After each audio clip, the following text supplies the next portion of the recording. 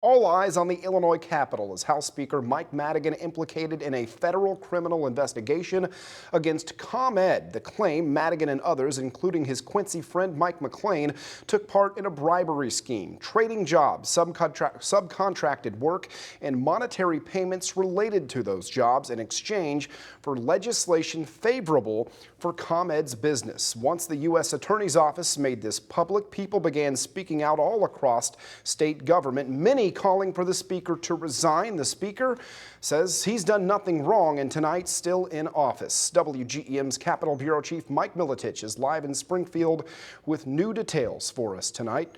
Mike?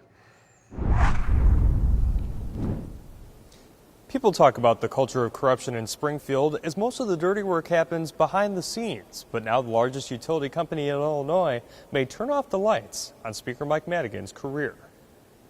The U.S. Attorney's Office here for the Northern District of Illinois filed a one-count criminal information in district court here in Chicago, charging Commonwealth Edison Company with bribery involving a high-level state of Illinois elected official identified as Public Official A. The electric company admitted to helping arrange jobs and contracts for several people close to Speaker Mike Madigan as he guaranteed the General Assembly would pass laws helping ComEd. Governor J.B. Pritzker is furious about reports of the allegations against his ally, Mike Madigan. People who are in public service need to live up to the integrity of the job that they were asked to do. And so, like I said, if it turns out that these things are true, he's going to have to resign. Pritzker says if the allegations are true, the speaker would have betrayed the public's trust and must resign. That message echoed by House Minority Leader Jim Durkin, who constantly calls for ethics reforms in Springfield.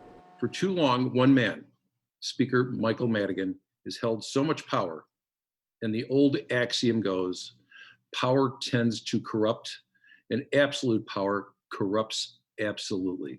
Durkin says Madigan must speak about the allegations. However, Madigan's spokesperson says he has never made a legislative decision with improper motives and has engaged in no wrongdoing here. The House Democrat caucus needs to make a really important decision, and they need to make a deep dive into what they stand for and whether or not they want to change in leadership. This report touches upon several other individuals, including Madigan's close friend Mike McLean of Quincy, who served as a lawmaker for 10 years before he became a top lobbyist for ComEd. McLean, nicknamed Individual A, helped craft the bribery scheme in question, prosecutors claim. However, it may not end there. The U.S. Attorney's Office is far from done with their investigation.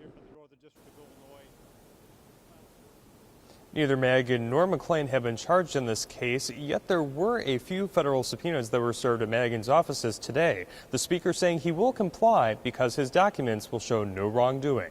For now, reporting live in Springfield, I'm Mike Militich.